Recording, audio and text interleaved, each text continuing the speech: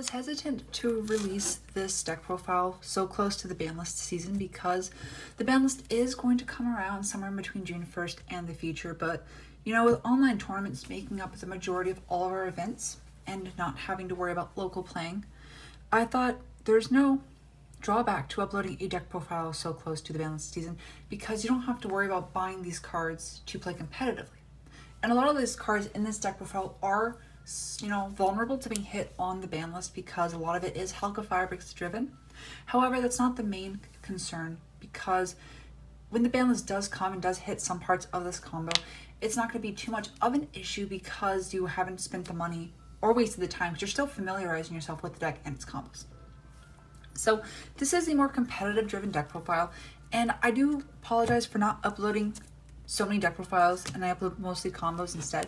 That's because I feel bad kind of crowding a lot of my content with so many deck profiles of the same deck because I don't want to confuse you guys about what decks are the most competitive, what lists are better than others, and which ones are more casual.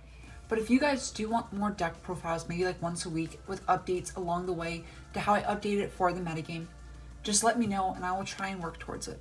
So without further ado, let me get into this Helka Firebricks Turbo Mermail deck profile inspired by some competitive performance in this current online metagame.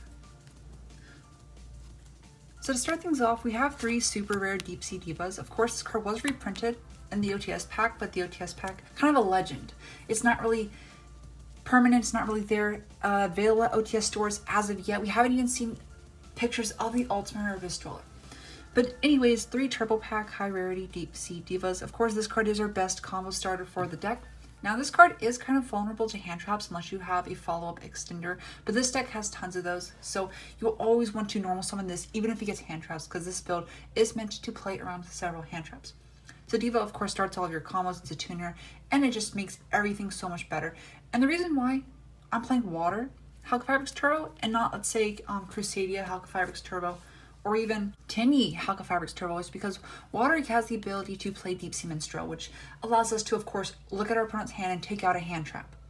Now that's very important for preventing your Helka Firebricks from being hit by a hand trap, and that gives us the edge over other Helka Firebricks Turbo builds. For our 4th, 5th, and 6th starters, we have Netabis, the Atlantean Prince. Now this is just like Diva, except a bit worse because we don't search Molten Glacier, we instead search Lapis Dragon to allow us to get that tuner to go into Helka Firebricks. Now, of course, you always want to resolve these cards, and if you play a lower Atlantean count, you do have to find cards to be able to recuperate your resources, and so we play cards to help mitigate that problem. For the main card, that's the most important card of the deck, we have 3 Atlantean Dragoons. We play no less than this. This card's basically our 3 Block Dragons, of course, slightly worse. Block Dragons basically all 3 in 1. But Dragoons lets us search for any Sea Serpent in our deck, which is a very, very important card to play. For our last Atlantean card, I only play 1 infantry, and of course this is our 4th Atlantean target, but there's a reason why. This card is a superior extender, being able to normal summon this card can have an additional normal summon, but this card is vulnerable to being hit by an effect failure or infinite impermanence, and if they do that, you are unable to get your extra normal summon. This card does not work like Elder on how it's worded. It's kind of like a continuous effect, and if that continuous effect is prevented or negated by some means, you are unable to use his effect. And so instead of that, we're playing a superior extender. Deep Sea Minstrel is our 2nd part of our Deep Sea archetype in this build. This card is what makes Water so good this format and for the future. Being able to use this card to look at your opponent's hand, snipe out a hand trap is such an invaluable resource. And being able to discard Dragoons off of this card lets you take a card out of their hand trap to let your Diva normal summon not be stopped. Of course, this is also a tuner, so normal summoning this with infantry is full combo.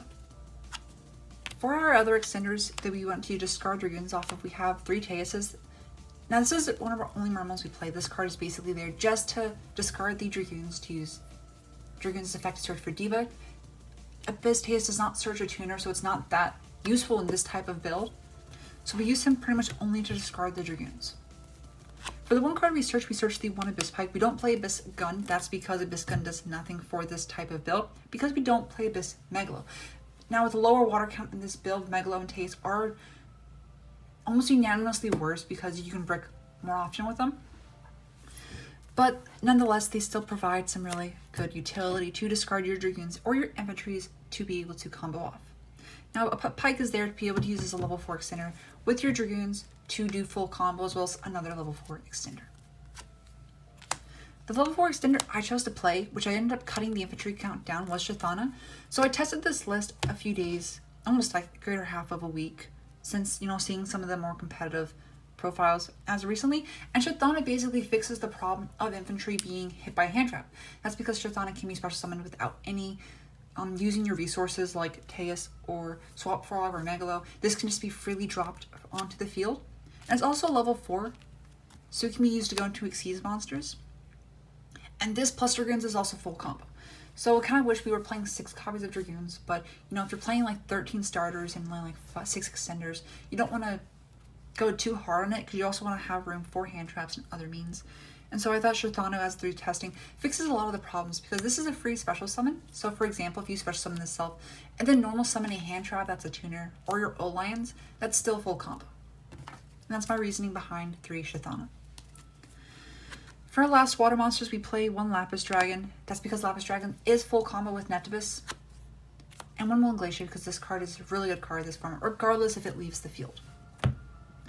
So Lapis Dragon also works with Shithana to make you level 9 synchro. So that's another cool utility with that card.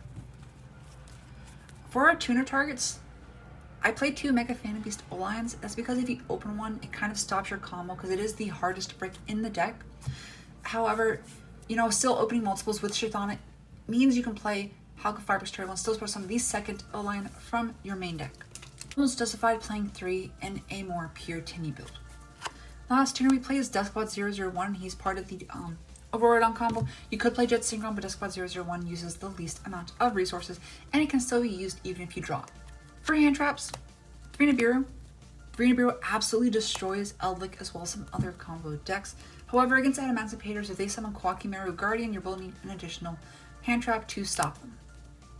And for that, we play 3 Ash Blossoms, because this is a really good card against almost all rogue matchups and stops all search cards. And 2 Effect Veiler. So the reason why I play Effect Veiler over Infinite Impermanence is for the Shithana play. That's because Shithana with Veiler is full Halka Firebricks combo. That's because you can normal summon the Veiler after special summoning the Shithana and still be able to combo off. Impermanence, while it is a trap card, can dodge Quakimaru Guardian and Call by the Grave. Effect Veiler just adds that extra consistency to be able to normal summon off stuff and combo off with Halka Firebricks. For spell cards, I play 3 Call by the Grave. This card is also a really good card to help play around hand traps, and so I do not recommend playing anything less than 2, and of course we're maximizing on 3 to be able to draw into it. This card also offers a lot of utility going second, being able to banish cards from your opponent's graveyard, such as Eldlik the Golden Lord or other important cards like Block Dragon. 3 Avarice is the card we use to be able to regenerate our resources because we're playing such a low count of Atlantean monsters in place of Shithana. Now, Avarice lets us recycle stuff back. This card is not meant to really be an extender, but rather our only form of being able to recur our resources and allow Netibus to be used multiple times in the same duel. Helps us to grind things out as well as recover our extra deck to go on to more plays. For the final cards in our deck, we play 1 1-for-1 because this is another combo with Halka Firebricks and Netibus, and 1 Monster Reborn because this card can be used if your Diva gets hand trapped or your Netibus or your infantry, because you can just revive that hand trap with Monster Reborn, which is mostly a tuner unless they hit you with a Gamma or an Impermanence, and that lets you revive your stuff to go into Halka Firebricks. This is a 41 card deck, and 40 cards is fine, but a lot of these cards are really important, and I wouldn't cut any. For the extra deck, a lot of it is Auroradon Turbo, and so a lot of these things are pretty standard. 1 Borreload Savage plus 1 Herald for the Herald play. Then we have the Garden Rose Maiden, Coral Dragon, Vermilion Mech, and Croco Dragon, which is all part of the VFD combo. And so depending on what deck you play against, this card can stop spell cards and other, also basically stopping the water matchup, whereas this card can basically hit you with a VFD and draw 2 combo, which stops a lot of decks. And so it's 2 sides of a coin.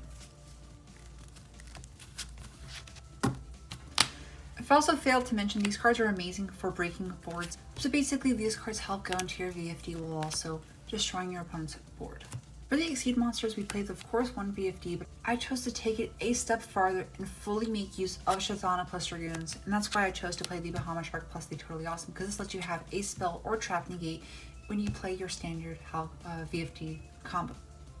Really good cards to play and have, because this card is full combo, as well as playing around a hand trap, because if they don't hand trap the Totally Awesome, so basically if you detach the Dragoons for the Totally Awesome, you'll get a free negate, and if they don't stop it, you get the Dragoons search for Lapis Dragon, which then starts summons Lapis Dragon, and lets you go into Halqifibrous off of Bahamut Shark plus Lapis. So this lets you play around an additional hand trap. For the Synchro monsters, we played 2 Halqifibrous. This is because we want one in case one gets negated. Now, I do not play 2 Auroradons, nor do I play Link Cross in this build, and that's because, well, although we do have this play, we still have the Bahamut Shark plus the Totally Awesome to help have some power on the board, as well as more powerful Link monsters as well. So we just have the second Halqifibrous in case one gets stopped, because this is the prime card to hit with a hand trap. And so if one gets stopped, we have the second one to go into on the following turn. We have the one Auroradon, which goes with the Halqifibrous package, and of course this does not need much explaining. Summons 3 tokens, tribute itself plus a token, summons O-Line, synchro from there. For the power cards, we play the 1 Blackluster Soldier. This is the reason why I cut the second Auroradon, is because I really valued having a card that Eldritch really struggles to get over, as well as most other decks. I was a bit annoyed that I did not see this card reprinted in the new Toon Chaos set, but that isn't too much of an issue because while this card does have a high price tag, I still believe it's going to be reprinted very soon. 1 Nightmare Phoenix and 1 access code for a 15th card. I had a struggle trying to determine if I really wanted to play the Link Kurio, as well as the Area, the Water Charmer, or even Abyss Dweller. Now, of course, Area helps make access code talker very easily by being able to revive your opponent's Halqifibrous using both Link monsters to go into this. However, they're both water monsters, so realistically you only ever get 1 pop. However, with Phoenix being a fire, you're able to do some standard spell and trap card removal that's not in your side deck, and you can still use fire plus an earth, maybe a water, or even a Auroradon's Wind to pop a bunch of stuff. Now, this wouldn't be a competitive deck without the side deck. So going straight into the side deck, this is where I put the 2 infantries, because this card's so good going second to popping fields with Coral Dragon plus Auroradon, and so I wanted to have these cards somewhere in the main and side deck because they're also extenders, but going second, they're way more important than Shathana is, because if your opponent does any combo to put a card on your field, Shathana becomes useless. And if you're playing multiple side deck cards, you want cards you can search and not just 3 free-flowing bricks. 3 Cosmic Cyclones, because we hate field spells, as well as hating Gozen Match and Summon Limit, which is a lot of decks are starting to pick up on. 3 Dark Ruler No More, because this helps us beat those rock boards, as well as stopping similar boards that our deck can make minus the VFD, because this basically allows us to go through our standard VFD combo using Croco Dragon as well as Vermilion Mech plus Coral Dragon to pop all of your opponent's cards. Here we have 3 Lightning Storms. I'm a poor person, despite all the high rarity stuff, so no Lightning Storms. If you're playing online, you don't have to worry about picking these up.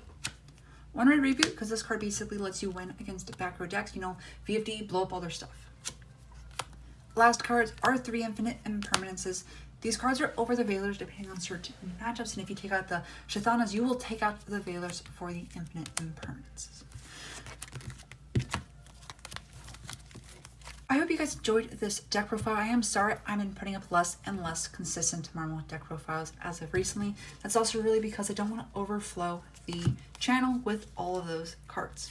But if it isn't too much of an issue and you guys really want to see more consistent uploading of deck profiles like once a week with changes for the metagame, please let me know in the comments and I'll make sure that is a thing. Once again, thank you to Dank Deals for this beautiful rose gold Minerva playmat. I did pick it up, was not a sponsorship, but it is a beautiful playmat. And the only issue is that it doesn't really look that great on lighting, as you can tell from me working on the lighting, but it is a really nice playmat, and so I really enjoy it. If you guys like this deck profile, make sure to subscribe for more competitive and casual Mermail and Marincess content. I try to, work around them consistently and equally, but sometimes the timing does get ahead of me and I fail to do more consistent uploads. But I'm working on it, and hopefully in the future we have a lot of cool projects in the works.